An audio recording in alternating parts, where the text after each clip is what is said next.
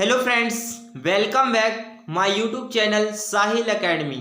साहिल academy YouTube channel में आपका स्वागत है। आज हम बात करते हैं हिंदी व्याकरण अव्यय। अव्यय किसे कहते हैं? जिसके लिंग, वचन, पुरुष, कारक इत्यादि के कारण कोई विकार उत्पन्न नहीं होता, उसे अव्यय कहा जाता है। एक बार फिर से देखते हैं हम। जिसके लिंग, वचन, पुरुष, कारक इत्यादि के कारण कोई विकार उत्पन्न नहीं होता, उन्हें अव्यय कहा जाता है। जैसे जब, तब, यहाँ, वहाँ, ये सभी क्या है? अव्यय हैं। अब हम बात करते हैं अव्यय को एक और शब्द में देखते हैं। किसी भी परिस्थिति में कोई परिवर्तन नहीं होता, इसलिए इन शब्दों को अविकारी भी कहा जाता है। अव्यय को अविकारी भी कहा जाता है। अब हम बात करते हैं अव्यय के भेद। अव्यय के मुख्यतः 4 भेद होते हैं। पहला क्रिया विशेषण, दूसरा संबंध बोधक, तीसरा समुच्चय बोधक, चौथा विस्मय आदि बोधक। एक बार फिर से देखते हैं। पहला है क्रिया विशेषण, दूसरा है संबंध बोधक, तीसरा है समुच्चय बोधक, चौथा है विस्मय आदि बोधक। अब हम इन भेदों को पारी पारी से एक एक एग्जाम्पल से समझते हैं। पहला है क्रिया विशेषण। इसका जो एग्जाम्पल है वो है धीरे धीरे, बहुत तेज, आराम आराम से। ये क्या है? क्रिया विशेषण है। इसके बाद हम बात करते हैं संबंध बोधक।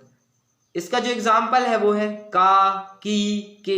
ये क्या है? ये संबंध बोधक। इसके बाद है समुच्चय बोधक। मैं, पर, अंदर, बाहर, ऊपर, नीचे। ये क्या है? समुच्चय बोधक। इसके बाद हम बात करते हैं विस्मय आदि बोधक। उफ, काश, अरे, ओह, ये सभी क्या है? विस्मय आदि बोधक चिन्ह। एक बार फिर से देखते हैं हम अव्यय के कुछ एग्जाम्पल समझते हैं। मोहन, अब तुम अपने घर जाओ। यहाँ पे क्या है? अव्यय क्या है? अब। इसके बाद है अब रीना पढ़ रही है। यहाँ पे क्या है? अव्यय अब। ये सभी क्या है? अव्यय है। एक बार फिर से रिवीजन करते हैं हम अव्यय किसे कहते हैं। जिसके लिंग, वचन, पुरुष, कारक इत्यादि के कारण कोई विकार उत्पन्न नहीं होता, उसे अव्यय कहा जाता है। अव्यय के मुख्यतः 4 भेद होते हैं।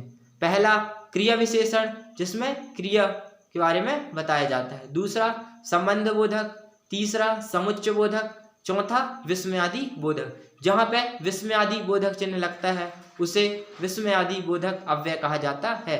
जैसे आह, वाह, अरे, ये सभी क्या हैं? ये अव्यय हैं।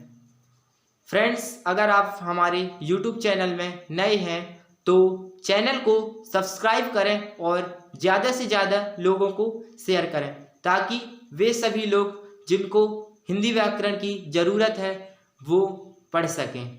धन्यवाद।